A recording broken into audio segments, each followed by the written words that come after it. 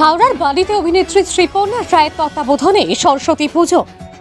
হাওড়ার বালি নেতাজি কল্যাণ সমিতির সরস্বতী পুজো এবছর 29তম বর্ষে পদার্পণ করল। এই পুজোর মুখ্য ব্যবস্থাপক অভিনেত্রী শ্রীপর্ণা রায়। তার বাড়ির পার্শ্বস্থ এই সরস্বতী পুজোতে সোমবার সকাল থেকেই পুজো পাঠ, দুপুরে ভোগ বিতরণ, সন্ধ্যায় নৃত্য, সঙ্গীত, আবৃত্তি পরিবেশন ও নানা সাংস্কৃতিক অনুষ্ঠান ও নানা রকম খেলাধুলার আয়োজনও করা হয়। অভিনেত্রী শ্রীপর্ণা রায় সকাল থেকেই পুজোর জোগাড় করা থেকে শুরু করে দুপুরে ভোগ বিতরণ, সন্ধ্যার সাংস্কৃতিক অনুষ্ঠান সব নিজে হাতে তত্ত্বাবধান করেন।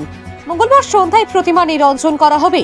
অভিনেত্রী শ্রীপর্ণা রায় জানান, দুজন প্রতিষ্ঠাতা সদস্য স্বাধীনতা সংগ্রামী অখিল বন্ধু ব্যানার্জি ও আনন্দ মোহন পাত্রের সাম্প্রতিক প্রয়াণে এবছর পুজো একটু ছোট করে হলেও আগামী বছর 30তম বছরে বেশ ধুমধাম করেই পুজো করা হবে। সমাজসেবী তথা পুজো কর্মকর্তা অক্ষয় কুমার ব্যানার্জি, বেঙ্গল থিওসফিক্যাল সোসাইটির কর্মকর্তা অচিন্ত নারায়ণ চক্রবর্তী, শুভেন্দু চ্যাটার্জি, বালি জগাছা পঞ্চায়েত সমিতির প্রাক্তন কর্মাধ্যক্ষ তনুশ্রী চ্যাটার্জি সহ বহু বিশিষ্ট ব্যক্তিবর্গ উপস্থিত ছিলেন।